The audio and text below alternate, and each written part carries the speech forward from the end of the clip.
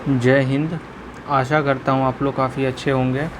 और आज से हम अपना प्रैक्टिस सेट स्टार्ट कर रहे हैं, जो कि बीपीएससी शिक्षक के लिए कक्षा 1 से 5 वालों के लिए ये पहला प्रैक्टिस सेट है। इसमें हम क्वेश्चंस को देखेंगे, साथ साथ उसके अगल बगल के फैक्ट को भी देखने का कोशिश करेंगे। तो इस क्रम में हम इस सीरीज को आगे बढ़ाएंगे और पहला क्वेश्चन देखते हैं कि भारतीय रिजर्व बैंक के आधिकारिक प्रतीक में किस चीज़ का साइन होता है। आरबीआई का जो लोगो है उसमें किस चीज़ का साइन होता है, तो वो खजूर के पेड़ का साइन होता है। बात करें हम, यहाँ पे बात आई है रिज़र्व बैंक ऑफ इंडिया की, तो रिज़र्व बैंक की स्थापना 1935 में हुई थी। अगला क्वेश्चन है, भारतीय रिज़र्व बैंक के गवर्नर के रूप में कार्य करने वाले एकमात्र प्रधानमंत्री कौन थे, तो वो थे मनमोहन सिंह। आपको पता होगा कि मनमोहन सिंह पूर्व आरबीआई के गवर्नर और भारत के भावी प्रधानमंत्री रह चुके हैं। नेक्स्ट क्वेश्चन है, किस वर्ष में आरबीआई का राष्ट्रीयकरण किया गया था, तो आरबीआई का राष्ट्रीयकरण 1949 में किया गया था और हिल्टन यंग समिति जो थी इसके सिफारिश पे 1949 में आरबीआई का राष्ट्रीयकरण किया गया था। तो हम अभी तक आरबीआई के बारे में क्या क्या जान चुके हैं कि आरबीआई की जो स्थापना है वो 1935 में हुई थी, ठीक है, और इसका राष्ट्रीयकरण है वो 1949 में कर दिया जाता है। अगला प्रश्न है, पितृसत्तात्मक समाज का मतलब क्या है। मतलब सीधा सीधा क्वेश्चन पूछ रहा है कि पैट्रियार्की क्या है। तो पैट्रियार्की उस सोसाइटी को कहते हैं जहाँ पे पुरुषों का मान महिलाओं से ज़्यादा हो। अगला क्वेश्चन, निम्नलिखित में से कौन सी सभ्यता अपने नगर नियोजन के लिए प्रसिद्ध था, तो वो था सिंधु घाटी सभ्यता। ताजमहल को डिजाइन करने वाला वास्तुकार कौन था, तो वो थे उस्ताद अहमद लाहौरी। उस्ताद अहमद लाहौरी ने ताजमहल को डिजाइन किया था। अगला क्वेश्चन है, असम राज्य का नाम उस जनजाति पर रखा गया था जिसने उस क्षेत्र को जीता था। यह कबीला कहाँ से आया था, तो ये जो कबीला आया था वो सियाम, जो वर्तमान थाईलैंड है, वहाँ से आया था। और पहले हम थाईलैंड को सियाम देश के नाम से जानते थे। रणथंबोर क्या है, तो रणथंबोर एक राजपूत दुर्ग है। अकबरनामा किसने लिखा, अकबरनामा अबुल फजल ने लिखा है। मुग़ल काल का पहला भारतीय हिंदी विद्वान कौन था, तो मुग़ल काल का पहला भारतीय हिंदी विद्वान मलिक मोहम्मद जायसी था और इन्होंने पद्मावत नामक किताब की रचना की थी। गांधी इरविन समझौता किस वर्ष में हस्ताक्षरित हुआ था, तो गांधी इरविन समझौता 1931 में हस्ताक्षरित हुआ था। अगर हम एग्जैक्ट डेट की बात करें तो वो है 5 मार्च 1931।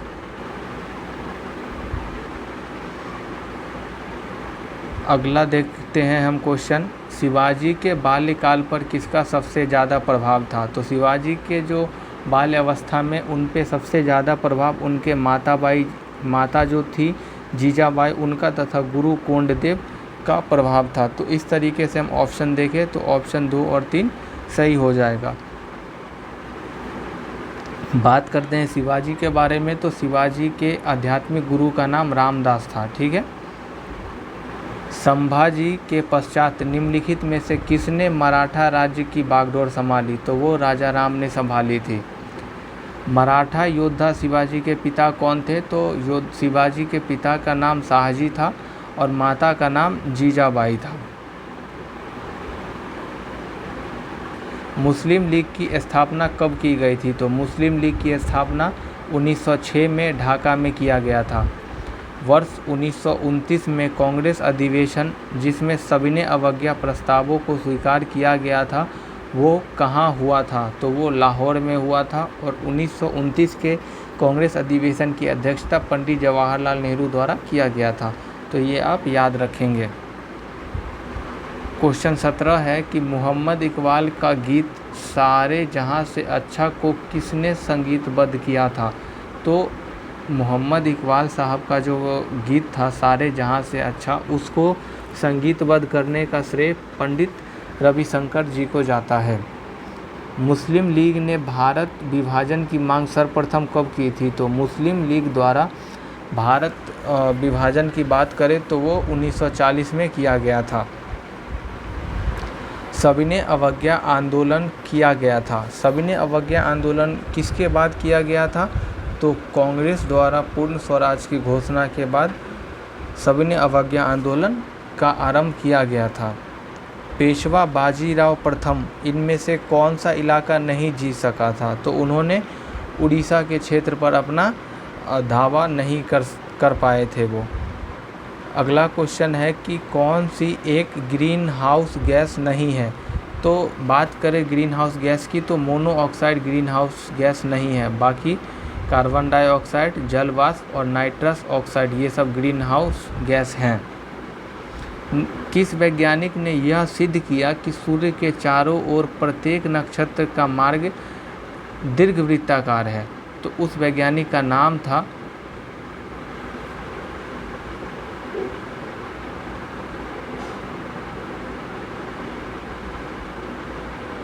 केपलर। ठीक है, उस वैज्ञानिक का नाम केपलर था। नेक्स्ट क्वेश्चन देखते हैं, धूमकेतु किसके चारों ओर चक्कर लगाते हैं? तो वो सूर्य के चारों ओर चक्कर लगाते हैं। धूमकेतु की बात करें तो धूमकेतु जो है वो धूल और कण के बने होते हैं। विश्व का ब्रेड बास्केट क्षेत्र किसको कहा जाता है? तो मध्य अक्षांश घास स्थल को विश्व का ब्रेड बास्केट क्षेत्र कहा जाता है। लंबे स्टेपिल किस्म की कपास मुख्यतः किस देश में उगाई जाती है?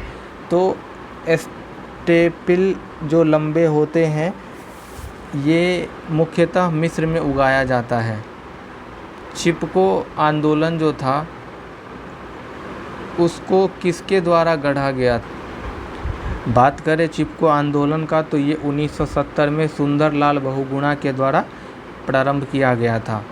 भारत में जंगली गधा जिसको हम खच्चर के नाम से भी जानते हैं, ये कहाँ पाया जाता है? तो ये कच्छ का जो रण वाला क्षेत्र है, आप ये देखेंगे गुजरात का ये क्षेत्र, तो यहाँ पे जंगली गधे पाए जाते हैं। भारत की सबसे बड़ी बाघ अभयारण्य रिजर्व कौन सा है? तो भारत का सबसे बड़ा बाघ अभयारण्य रिजर्व जिम कॉर्बेट है और ये उत्तराखंड राज्य में अवस्थित है। अगर हम बात करते हैं जिम कॉर्बेट का तो ये भारत देश का पहला बाघ अभयारण्य है। मानस की लोकेशन की बात करें तो ये असम राज्य में है। नागा अर्जुन की बात करें तो ये आपका आंध्र प्रदेश में है और पेंच महाराष्ट्र में है। पेंच महाराष्ट्र में नहीं, पेंच, कान्हा, किसली, बांधवगढ़ और पेंच ये आपको एमपी में होगा। ठीक है, एमपी में होगा। निम्नलिखित में कौन सी किस्म गेहूं की HYV नहीं है? तो वो रत्ना धान की जो किस्म है ये धान की है। बाकी सोनालिका, कल्याण सोना और गिरिजा ये सब गेहूं की किस्में हैं। भारतीय कृषि में जुलाई से अक्टूबर नवंबर तक की अवधि को क्या कहते हैं? तो उसको खरीफ का मौसम कहा जाता है। हरित क्रांति किस वर्ष आरंभ किया गया था? तो हरित क्रांति 1960 में इसका प्रारंभ हुआ था। और बात करें हरित क्रांति का जो हरित क्रांति के शब्द देने वाले का तो उनका नाम विलियम गार्ड था। ठीक है, मैं यहाँ फिर से लिख देता हूँ, उनका नाम विलियम गार्ड था। ठीक है, नेक्स्ट, निम्न में से कौन सा भारतीय कृषि में निम्न उत्पादकता का कारण नहीं है? तो वो कारण नहीं है कहाँ, क्या कारण नहीं है? तो वो है सहकारी खेती। सहकारी खेती एक ऐसी खेती होती है जिस पे सरकार का नियंत्रण होता है। कौन सा घटक हरित क्रांति लाने वाली कृषि नीति का अंग नहीं रहा? तो वो क्या है? निर्धारण अधिकतम मूल्य। हरित क्रांति सबसे अधिक सफल रही, किस स्थान पे हरित क्रांति सबसे अधिक सफल रही? तो वो है पंजाब, हरियाणा और यूपी। रेड क्लिफ लाइन कहाँ पे है? तो बात करते हैं अगर हम रेड क्लिफ लाइन की, तो रेड क्लिफ लाइन भारत और पाकिस्तान के बीच में है। अगर हम बात करते हैं भारत और चीन का, तो भारत और चीन के बीच मैक-मोहन रेखा है, ठीक है, मैक-मोहन रेखा। अगला प्रश्न देखते हैं, मूल्य सिद्धांत को अन्य किस नाम से जाना जाता है? तो मूल्य सिद्धांत को व्यष्टि अर्थशास्त्र के नाम से जाना जाता है। आंतरिक लेन देन, इनसाइडर ट्रेडिंग किससे संबंधित है? तो ये शेयर बाजार से संबंधित है। आय बढ़ने के साथ साथ वस्तु की मांग बढ़ती है, तो उस वस्तु को क्या कहते हैं? देखिए, अगर किसी का आय बढ़ गया, साथ साथ किसी वस्तु, कोई एक्स वस्तु है, इसका भी दाम बढ़ गया, तो ये जो वस्तु है वो उच्चतर वस्तु है, ठीक है। भारत में किन कारण कृषि की उपलब्धि अपने अधिकतम स्तर तक नहीं पहुंच पाई है? तो भारत में जो कृषि अपने उपलब्धि तक नहीं पहुंच पाई है, उसकी सबसे बड़ी जो, अगर हम दिक्कतों का बात करें या कारणों का बात करें, तो वो है खेतों का जोत का कम होना, यानी छोटी खेतें।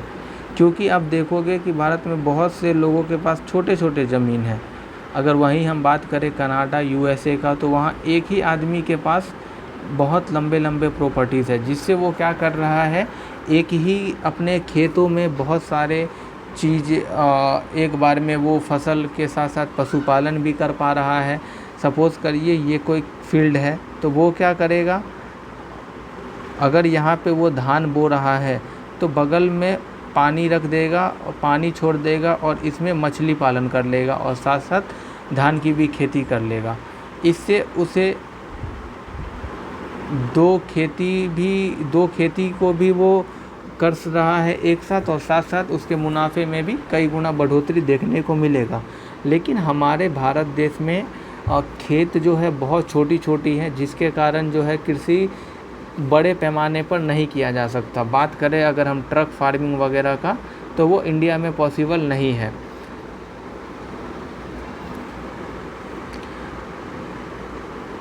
इनमें से कौन सा उत्पादन का कारक नहीं है? उत्पादक का कारक का अगर हम बात करें, तो उत्पादक के प्रमुख 4 कारक होते हैं। पहला है पूंजी, दूसरा है भूमि, तीसरा है उद्यमिता, और चौथा है, पहला है पूंजी, दूसरा है उद्यमिता, तीसरा है भूमि और चौथा है श्रम, ठीक है। तो यहाँ पे अगर हम देखें तो बैंक का जो ऋण है उस तौर पे भी पैसा हो सकता है, तो इसका आंसर क्या हो जाएगा, ग्रामीण। अगला प्रश्न देखते हैं, व्यक्तिगत प्रत्यक्ष करों के भुगतान के पश्चात लोगों के पास बची आय को क्या कहा जाता है? तो हम उसको प्रयोज्य आय या शुद्ध वेतन कहते हैं। मान के चलिए आपका सैलरी 10,000 है और आप कहीं बाहर रहते हो, तो आपका रूम रेंट 2,000 है और आपने खाने पे खर्च कर दिया 1,000 रुपये। इस तरीके से आपने टोटल 3,000 खर्च कर दिए और आपका टोटल सैलरी था 10,000। तो अगर हम बात करें तो आपके पास जो अभी वर्तमान में जो पैसा बचा है, सब देनदारी हटा कर, देनदारी देने के बाद, तो वो कितना बचा है, 7,000। तो यही 7,000 आपका प्रयोज्य या शुद्ध वेतन या प्रयोज्य आय हम इसको कहते हैं। नेक्स्ट क्वेश्चन देखते हैं, किसी राज्य की विधानसभा में किसी पार्टी को पूर्ण बहुमत प्राप्त नहीं है, तो राज्यपाल किसके द्वारा कार्य करेगा? तो ऑब्वियसली बात है कि राज्यपाल अपने मन से काम करेगा, यानी अपने विवेक द्वारा काम करेगा। आपको पता है कि आपको अगर राज्य विधानसभा में जो वहाँ का विधानसभा सीट है उसके आधे से आपको एक ज़्यादा लाना पड़ेगा, तभी सरकार बनेगा। नहीं ला पाओगे तो आपका सरकार नहीं बनेगा। उस स्थिति में राज्यपाल को ये अधिकार होता है कि वो अपने विवेक द्वारा किसी भी एक व्यक्ति को सीएम बना सकते हैं और उनको कहेंगे कि 6 माह के अंदर अंदर उनको अपना बहुमत साबित करना पड़ता है। अगला प्रश्न देखते हैं, इनमें से किस राज्य में विधान परिषद है? विधान परिषद की बात करें तो इसकी चर्चा भारतीय संविधान के अनुच्छेद 168 में की गई है और वर्तमान में भारत के 6 राज्यों में विधान परिषद है और उसमें तमिलनाडु, आंध्र प्रदेश है। हाल ही में जो विधान परिषद ख़त्म किया है वो जम्मू एंड कश्मीर ने अपना विधान परिषद अपने यहाँ से ख़त्म कर दिया है। किस अनुच्छेद के तहत विधान परिषद का गठन किया जाता है? तो अनुच्छेद देखिए, ऊपर में हम विधान परिषद देखे थे और यहाँ पे भी विधान परिषद से ही प्रश्न है, तो हम अनुच्छेद 168 के थ्रू विधान परिषद का गठन करते हैं।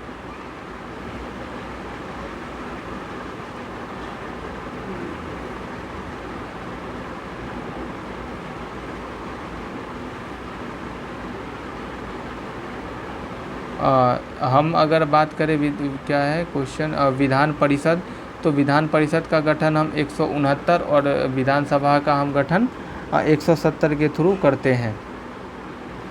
यहाँ पे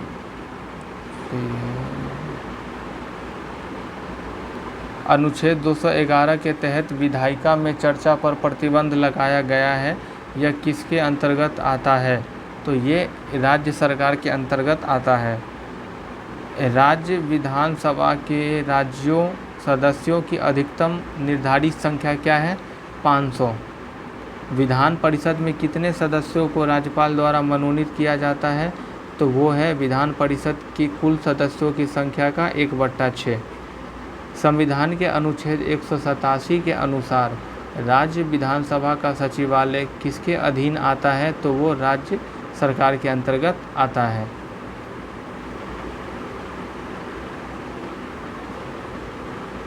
नेक्स्ट क्वेश्चन, निम्नलिखित में से कौन संसदीय सरकार का अतुलनीय विशेषता है? तो वो है कार्यपालिका और विधायिका का संलयन। लोकतांत्रिक समाजवाद का क्या उद्देश्य है? लोकतांत्रिक समाजवाद का उद्देश्य है लोकतांत्रिक साधनों द्वारा समाजवाद की स्थापना। प्रोटेनोपिया एक प्रकार का वर्णधता है। रोगी को कौन सा रंग नहीं दिखता है? तो उसमें ना लाल दिखेगा, ना हरा दिखेगा, ना नीला दिखेगा। डॉपलर प्रभाव लागू होता है, तो डॉपलर प्रभाव प्रकाश और ध्वनि दोनों पर लागू होता है। सेंटीग्रेड स्केल का आविष्कार किया गया था, तो एंडर्स सेल्सियस द्वारा सेंटीग्रेड स्केल का आविष्कार किया गया था। तीक्ष्ण लेड विषाक्तता को जाना जाता है सीसा विषाक्तता। कौन सी वायुमंडलीय परत में ओजोन परत मौजूद होती है? तो वो समताप मंडल में ओजोन परत मिलता है। पर्यावरण में SO2 और NO2 की उच्च सांद्रता अम्ल वर्षा का मुख्य कारण है। वर्षा जल का pH मान 5.6 से कम होना चाहिए।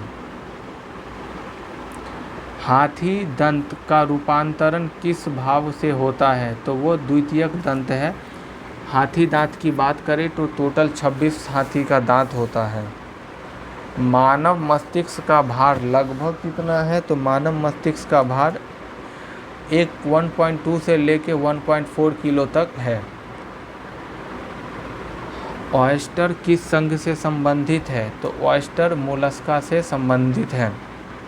निम्न में से किन जंतुओं में शरीर गुहा में अनुपस्थित होती है? तो वो एसिलोमेट है।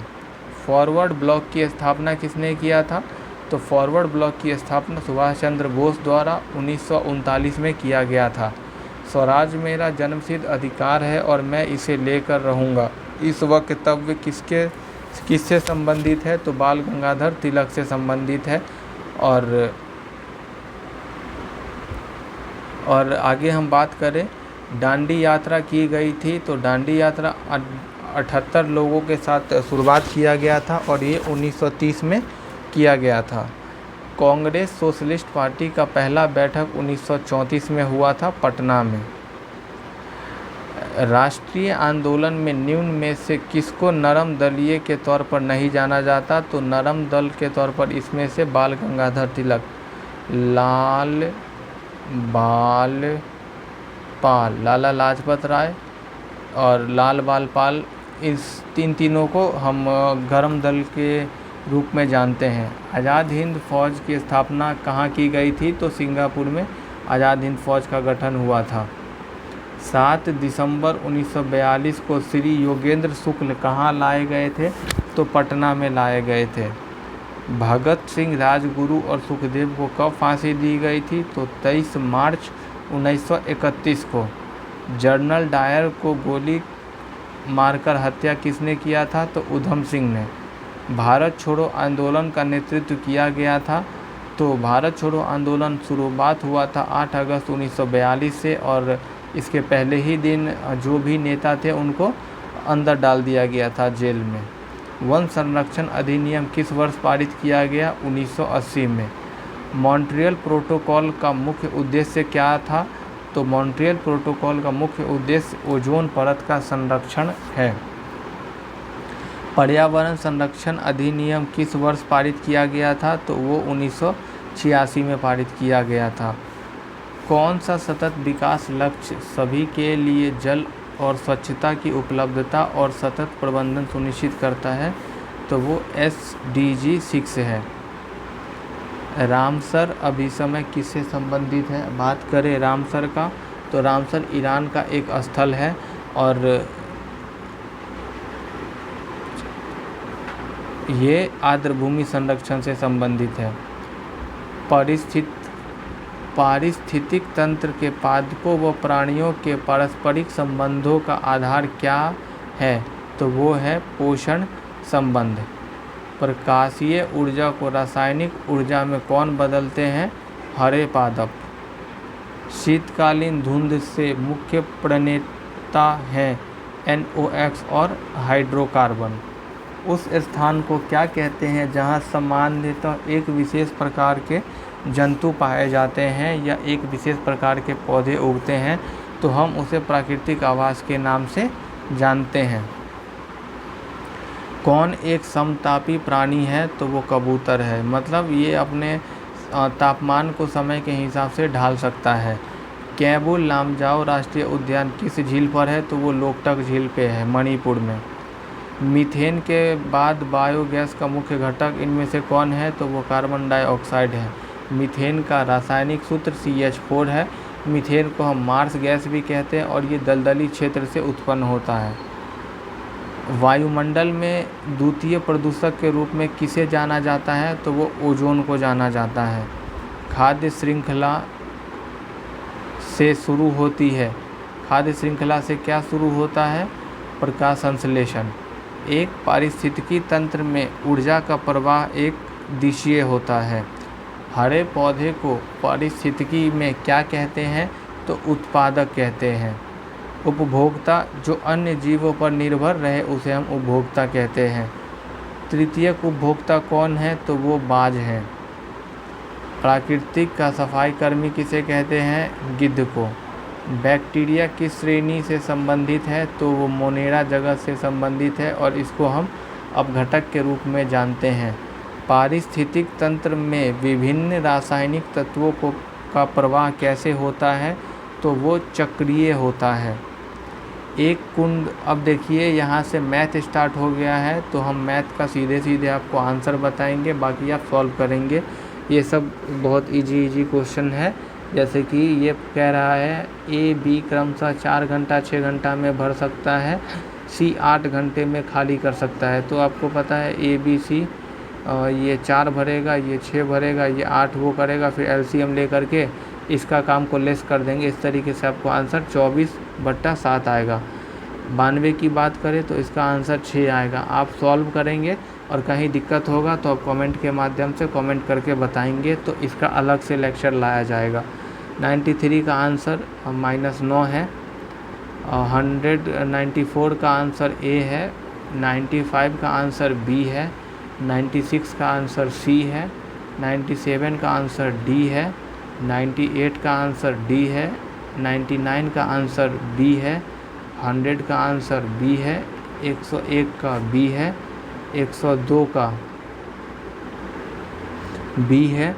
103 का डी है, 104 का सी है, 105 का सी है, 106 का ए है, 107 का सी है, 108 का डी है, 109 का सी है, 110 का सी और डी दोनों होगा, 111 का सी है, 112 का ए है, 113 का बी है, 114 का बी है, 115 का सी है, 116 का सी है, 117 का डी है, 118 का डी है, 119 का सी है और 120 का सी है। इस तरीके से हमने ये प्रैक्टिस सेट देखा है और हम उल्टा लेके चल रहे हैं। ये रंजीत सर का जो प्रैक्टिस सेट आया है उसको देख रहे हैं और ये 20वां था। नेक्स्ट जो प्रैक्टिस सेट आएगा वो 19वां होगा। आप अपना बेस्ट देंगे और कम समय में रिवीजन के तौर पे आप इस वीडियो को देखेंगे और साथ साथ आप एडिशनल फैक्ट को नोट डाउन करते चलेंगे। मिलते हैं नेक्स्ट क्लास या नेक्स्ट वीडियो में, तब तक के लिए जय हिंद।